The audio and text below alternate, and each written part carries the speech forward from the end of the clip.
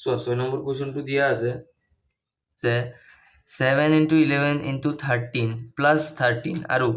7 into 6 into 5 into 4 into 3 into 2 into 1 plus 5 সংখ্যা দুটা কিয় যৌগিক সংখ্যা ব্যাখ্যা কৰা মানে যৌগিক সংখ্যা তোমালোকে বুজি পাইছিলা নহয় মৌলিক সংখ্যাক একেৰে ডিভাইড কৰিব পাৰি আৰু যিবিলাক সংখ্যাক ডাবল কে ওলায় যেনেকৈ 2 into 2 2 into 1 2 into 3 6 বা ধৰা তোমাৰ 5 into 2 10 বা ধৰা তোমাৰ 8 into 2 16 এইবিলাক সংখ্যাক যৌগিক সংখ্যা বুলি কোৱা হয় আৰু আমাক এইটো প্ৰুফ কৰিব দিছে যে সংখ্যা দুটা যৌগিক সংখ্যা হয় নে নহয় এইটো আমাক চাব দিছে আমি কেনেকৈ চাম বলা ট্ৰাই কৰো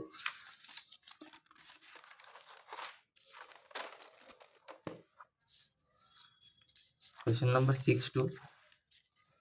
6 question number solution লিখিম question number 6 ৰ সো ইয়াত আমাক প্ৰথম সংখ্যাটো কি দিছে যে 7 into 11 into 13 plus 13 এইটো আমাক দিয়া আছে প্ৰথম সংখ্যাটো ইয়াত আমি কি কৰিব পাৰো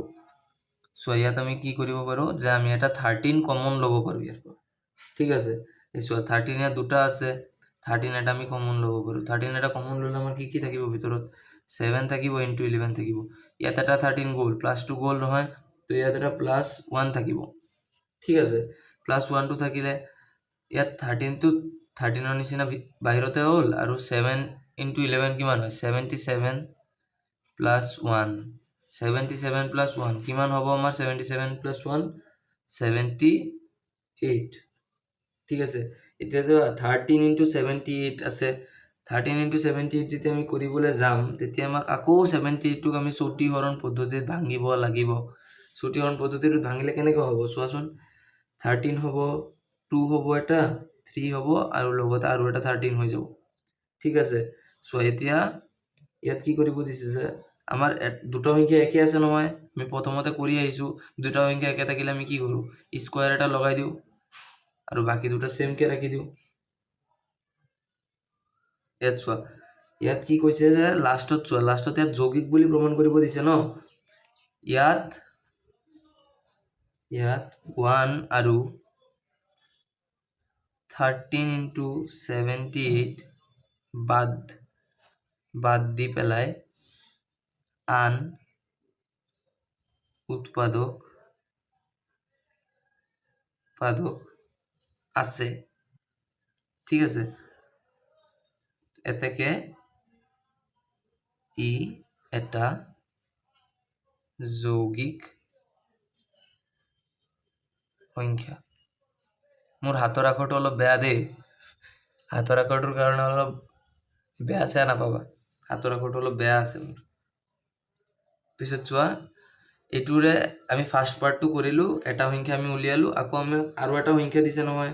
আৰু এটা সংখ্যা আমাক প্ৰুফ কৰিব লাগে তো আৰু এটা সংখ্যা আমি কেনেকৈ চাম সেম পদ্ধতিত কৰিম আৰু এটা সংখ্যা আমাক কি দিছে আকৌ লিখি লম ইয়াত আকৌ বুলি লিখি লম এনেকৈ কুৱেশ্যন ভাগ দিয়া থাকিলে আমি আকৌ ভাগ কৰি লম কুৱেশ্যনটোত নেক্সটটোত কি দিছে যে 7 into 6 into 5 into 4 into 3 into 2 into 1 plus 5 solution কৰিম ইয়াৰ সলিউশনত কি হ'ব চোৱা 5 টো আছে নহয় লাষ্টত যেটো প্লাস চিহ্নত আছে এটুক আমি কমন লৈ লম কমন লৈ লোৱাৰ পিছত গোটেইবিলাক আমাৰ ভিতৰত সোমাই যাব ইয়াত এটা 5 আছে যে এটো আমাৰ কমন আহি যাব ন তো 6 হৈ যাব ইয়াত 5 ৰ ঠাইত 1 হৈ যাব 5 টো আমি লৈ ললো 1 এটা ৰখি গল ইয়াত 3 into 2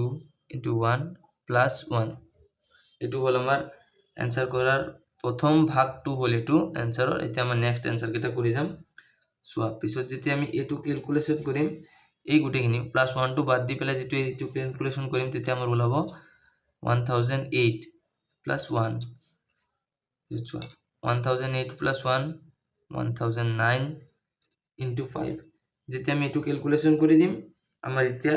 এনেকুৱা এটা সংখ্যা ওলাই যাব যেটো হ'ব যৌগিক আৰু এটো তোমালোকৰ কাৰণে হোমৱৰ্ক থাকিল তোমালোকে অলপ ট্ৰাই কৰি লবা নোৱাৰিলে কমেন্টত জনাবা